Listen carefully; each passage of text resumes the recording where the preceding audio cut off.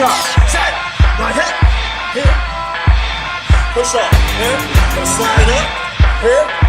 Push off, here. Slide up, here. Slide up. 5. My name is Dylan Moore. I'm 12 years old. What did you like about fall or arena football as opposed to fall football? I liked arena football better because it was faster and higher scoring, is more exciting. What do you think the differences between fall football and arena football are? In arena football, like as me as a quarterback, I gotta get my routes out faster in arena, but in fall I get more time to let the routes develop. What did you like most about the passing league and arena football? I liked the passing league a lot because it was really competitive between the teams, and it was a lot of scoring and a lot of hype. Yeah. My name is Will Lugo. I'm vice president of the Iyfl, and my son Julius played for the organization last year.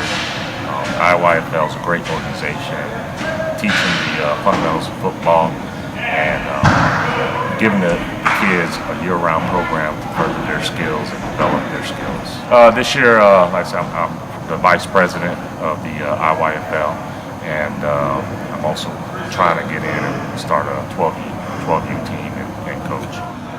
My experience with arena football, it translates to fall football. It teaches the kids how to react better. It's a faster-paced game, so when it comes to fall football, the kids could react better, and the fall football is a little bit slower to them, so they can get the experience down, and it helps out that way. Hit the ground running. Yep. Between arena football and fall ball, it's something totally different. It gave him, another view of football, so he got to see how arena works and how much faster that is compared to fall ball. What would he have done if you guys didn't have arena football to occupy his time? I think we would have just found another program with Nick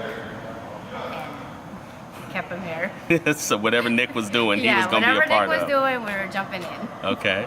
How you doing? My name is Paul Hutchins. Last year I coached with the Big Blue Rams in the 10U division. This year I'll be coaching in the 10U rookie division, and I'll be coaching the green team. I'm also the 10U division director. One of the main points we're looking at in this program is to get kids in here who are serious about football, and by the time the spring season is over, they are better than when we got them. Another great opportunity of the spring football is most of these kids only play football in the fall. Very few programs have spring football, so this gives them an opportunity to hone their skills in the off season. We're looking for coaches at all the levels, 14, 12, and 10U. So if you're a coach out there, come out and let's help these boys get better. Thank you. My name's Taj Moffitt. I'm 13 years old. What did you like about arena football? Well, it's a lot faster paced. The field's smaller, so you have to move quicker, and there's less margin for mistakes. Okay. What did you like most about arena football and the passing leagues? Well, the passing leagues are a lot more intense than fall ball, so are football games, and they move a lot quicker. It's a lot faster paced. The field's smaller, so you have to move quicker, and there's less margin for mistakes. The Indoor Youth Football League, or Iyfl, is a select football program that runs in the springtime during the normal football off-season. And what we really look at it is as an opportunity for serious players to focus on their fundamental skill development during the off-season. Our program offers a comprehensive training plan that includes not just the tackle football games, but we developed a 5-on-5 non-contact passing game. We incorporated strength and conditioning into the program. We include the team practices, and the league oversees how those practices are executed and the type of drills and training that should be provided through the teams. With the Indoor Youth Football League, we tried to take a holistic approach to the training that we were going to provide when we developed the league. The founders really wanted to make this more than just another football season. We were focused on what we could do for the kids during that off-season time that would allow them to be in a competitive environment, to be working with other high-level athletes, but to also focus on those fundamental football skills that they need to develop to really succeed in the long run. one of the biggest things that I struggle with as a strength and conditioning coach is coordinating time for the weight room and time for speed and agility training in conjunction with the practices and the other activities that a lot of these athletes are already participating in. So our thought process when developing the IYFL was that we would sit down and work together as a strength and conditioning coach, a football skills training instructor, and the team football coach, and try to build a program that covered the wide array of opportunities that these athletes want to be exposed to. Find a way to schedule all those things together so that they could participate in all of it at one time. That's what we developed here within the IYFL. Now the one thing that I do note is that we don't try to make this something that's overbearing. Within the entire program, for the main period where the athletes are working with teams, this is really only a 2 to 3 day week commitment. And the other thing we really don't believe in as the coaches and the directors of the IYFL is the need for team practices with a lot of contact. Football isn't just about hitting. There's a lot of very technical and fundamental skills that need to be taught and learned, and we try to focus our efforts within this off-season program on those fundamental skills and less about the actual contact.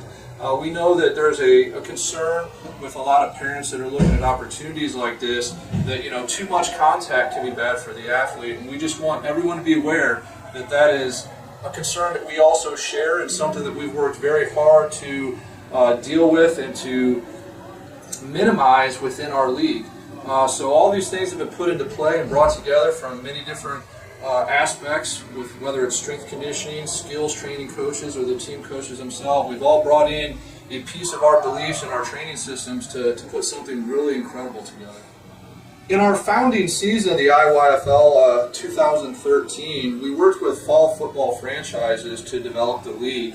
In our first season, we had 2 teams from the Federal Way Hawks, 1 team from the Grand Eagles, and 1 team from the Big Blue Rams. And with those teams, we worked with the leagues up in Marysville and a league down in Portland, Oregon, to really kick off our first season and get things moving. But after that first season, the staff and the founders, we sat down and we kind of talked about the vision of our program and where we wanted to go with the training opportunities and the league itself. And we really found that we kind of wanted to separate from the fall football teams. The problem that we saw in that first year was that it became very much about that fall football team and its coaching staff and the players coming from that organization. And what we're really looking for here is to create a league of high-level athletes, of motivated football players that want to train hard, learn the fundamentals, and get better. And we want that to come from many different organizations, and we also want our coaches to come from many different organizations. I mean, there's so many great youth football coaches in this area on many different teams, and our goal within this league is to bring all those people together into one place so the athletes benefit from working together against other high-level athletes. The coaches are learning from one another and developing into better coaches, and we really develop a holistic program that services this entire community, not just specific organizations. So in 2014, we made some changes. The IYFL is part of the Amateur Athletic Union, or AAU, so when players attend tryouts, they will be required to have an AAU membership. If a player plays basketball with the AAU or plays a different AAU sport, they'll already have a membership card and we won't have to register for them. But for those that do not, they will be registered with the Amateur Athletic Union at the tryouts. So each tryout also includes a membership within the IYFL. So any athlete that comes to our tryouts, whether they make a team or not, is considered a member of the IYFL. The reason this is important to know is because there's a number of programs that we run year-round that are available to members of the IYFL. Some of those programs will be free and open to all members. Some will come with small monthly $20 to $40 memberships to attend weekly training. And then there's others that are more intensive, 3-4 day a week strength and conditioning programs. We'll be working with Barton Football Academy to provide skills training. So there's a lot of opportunities that are open to members of the IYFL. But it's important to understand is that to be able to participate in any of these programs, you have to be a member, and we have to have that AAU membership as part of the insurance for this league. So there is a major benefit to getting involved with the tryouts, even if a player doesn't make the organization. We're here to help players improve. And so that's what the programs and a lot of the strength and conditioning and skills training is all about. And so if a player comes to our tryouts, they've demonstrated that they want to get better, that they want to improve these skills. And that's why we open these programs up to anybody who gets involved. So the second change that was made for the 2014 season is in relation to the players, the recruiting process, and how the league is going to function administratively. So now that we have all these coaches coming in from different organizations, they're bringing in players from their home teams in the fall. The first thing that it's important to understand is that the teams that those coaches and those players will be coming to are all franchises of the Iyfl. They are not associated with any outside organization, fall football team, or anything like that. They are part of the Iyfl. So the way that works is that the divisions are named rookie for our 10 and under division, junior for our 12 and under division, and senior for our 14 and under division. So teams are identified first by the division that they're in, senior, junior, rookie. And then each of the teams within the league is designated a color. And so a team might be represented as senior red, and that would be the organization that the player and the coaches would be assigned to within the Iyfl. And again, this creates that all-star atmosphere. We're not associated with IL. You're coming here to work with a group of all-star coaches and a group of all-star players inside this all-star league, and that's what we were shooting for. So first understand that each player is signing up with the Iyfl and not another fall organization. So with that, the coaches first do recruiting to start to build their roster, and as I stated before, a coach coming from a fall organization might have 3 or 4 players from his team that he's going to bring with him into the league. Those players are what we call recruited. They will sign a letter of intents, and they will be placed immediately onto the roster within the league that coach coaches with. So if players are not recruited and have not signed letters of intent through the coaches and their recruiting process, then they'll attend open tryouts, which are held January 18th and 19th. At the open tryout, athletes will come, and phase 1 is a basic fundamental athletic development test. So we'll test their speed, their agility, some baseline strength tests, and the coaches will from there decide which athletes they'd like to look a little bit more closely at. The following week, they'll attend the phase 2 tryout, and this is where the coaches bring players from their roster, their recruited roster, out, and the players that are trying out for the draft are going to run drills in conjunction with the kids that have already been identified on the roster. This allows the coaches to evaluate their level of talent against players that they know what they're able to do. So at the completion of the phase 2 tryout, the coaches will then participate in a draft. So each kid that attends a tryout is not trying out for a specific team. They're attending an open tryout and will be drafted to an organization following phase 2 of the tryouts. So the coaches will all sit down in a room and we'll go through and they'll make their picks one at a time around the table until we finish a round where no coach selects a player. Once a team has not, each team in the draft in that round has not selected a player, we will close the draft and the rosters will be locked for the season. So that's a little bit about player recruitment. So the first change we made in 2014 was primarily based on the coaching staffs. We wanted to really make sure that everyone coming into the program understood that we're looking for not only all-star players but all-star coaches, and we want people from many different organizations coming together. And for that to really work, the first thing we needed to do was start with the coaching staffs. So the first thing we did was say this year that first we want to see 5 coaches, 5 total coaches on the coaching staff. And with that, you'll have a head coach who's either the offensive coordinator or the defensive coordinator. That's kind of his decision. And then you'll have on your coaching staff an assistant coach. And that assistant coach will be either the offensive coordinator or defensive coordinator, opposite of what the head coach decides he wants to do. Then we have 3 position-specific coaches. So the first one is a wide receivers and defensive backs coach. You'll have an offensive line and defensive line coach. And then you'll have a running backs and linebackers coach. And the reason this was important is that, again, we want to focus on fundamentals in our practices. And so we wanted to have guys that really focused on a specific area. And in our practices, when we break down to work on position-specific skills, which we do for typically the first 20 minutes of each of the practices, we've got a coach that's dedicated to those positions to work with those athletes. That allows our head coach and assistant coach to be able to float around, assist, overview the practices, and really help develop the team as a whole while his individual coaches work with the players. So that was the big change we made. Now we set some rules up within that 5-man coaching staff, and this was to really make sure that we're promoting that all-star mentality within the league, and we've got multiple organizations from the community working together. So the first thing we did is we said that you can't have more than 3 coaches. 3 coaches can only come from one fall football organization of the 5 that you have on your staff.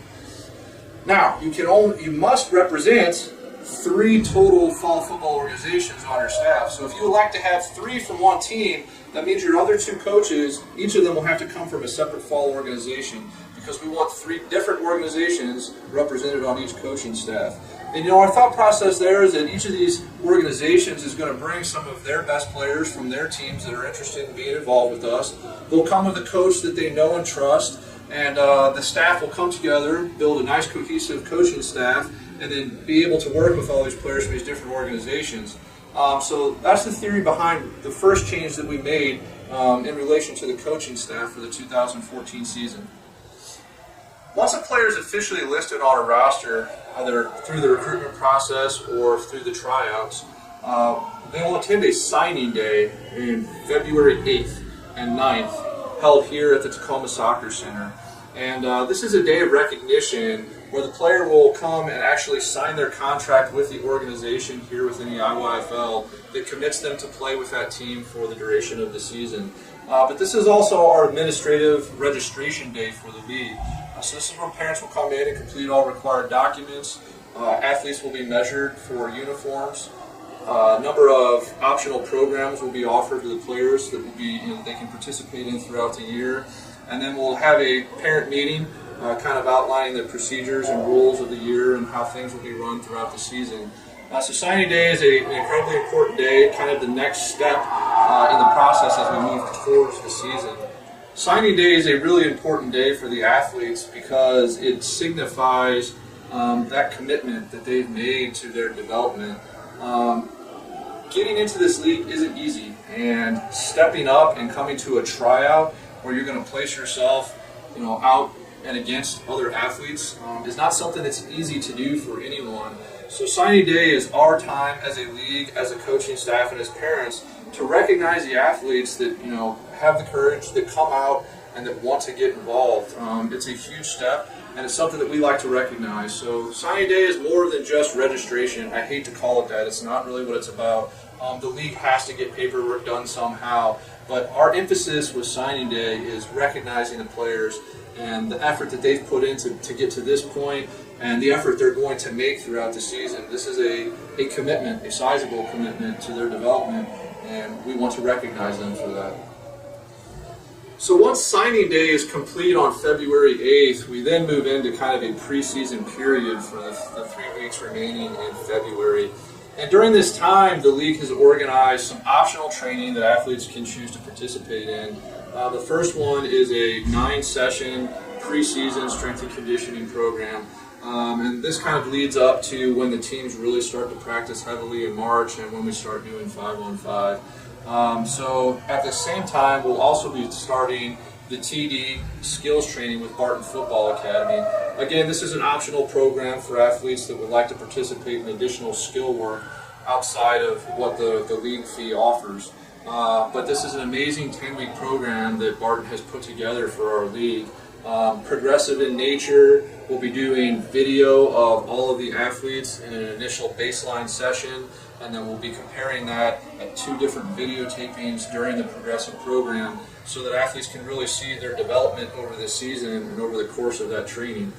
So there's some great opportunities for athletes out there around what is structured in the league, and this is, again, back to what we were trying to do when we brought all this together is we know when the team practices are, we know when the games are going to be scheduled, and so we've plugged in those optional training opportunities around the existing schedule so the people that want to participate them can, and they'll have the opportunity to do it because we won't be conflicting. So that's one of those really cool aspects about what the Iyfl brings to the table.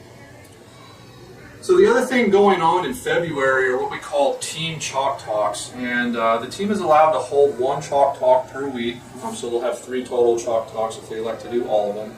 And these are classroom sessions where the coaches are going to go over the rules of the arena-style football games This is 8-man arena football, so the rules are different, and the players need to understand the differences to be successful during the season. So the coaches will go over rules, and they'll also begin to introduce their offensive and defensive schemes that they'll be using during the season. So we're issuing playbooks, and we're starting to learn formations and coach the players up on these things. So when practice time starts, we're really going to get after it. We don't have to sit out on the field and do all that initial talking. We're going to get that done in February. So again, classroom environments, and we're really trying to teach the players about the game during this time period. And that's why we've elected not to be able to do practices in February. We're going to spend that time really focused on those small fundamental pieces. So the next step in the season is when we begin team practices and the 5-on-5 non-contact passing games. Those begin at the very beginning of March. Teams will practice Monday through Thursday. They'll be assigned one practice day. They'll come in for 1 hour and work on the small field with their team to do their team training, and then following practice they'll come upstairs into the strength and conditioning facility to do their team training. On Sundays, all of the league participates in 5-on-5 non-contact passing. Now, these are really cool high-speed games that were a huge hit in our first season. This is a game that we kind of developed within the league itself. It incorporates all the players on the field. Linemen are involved in one-on-one drills during the plays.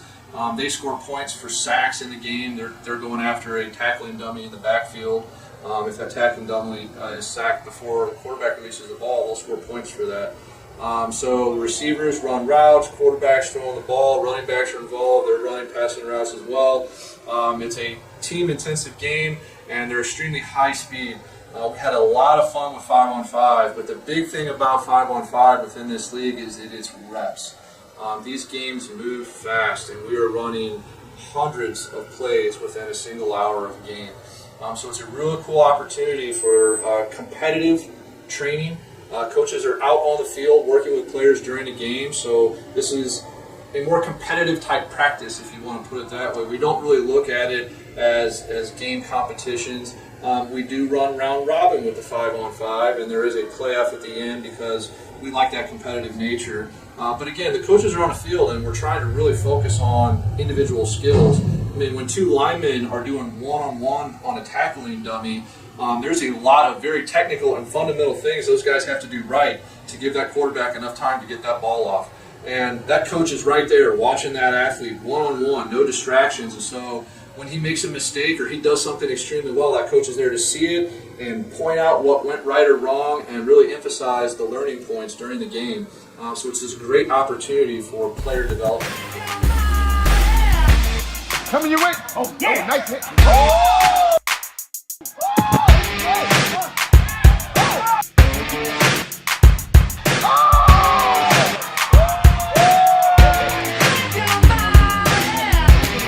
Right here.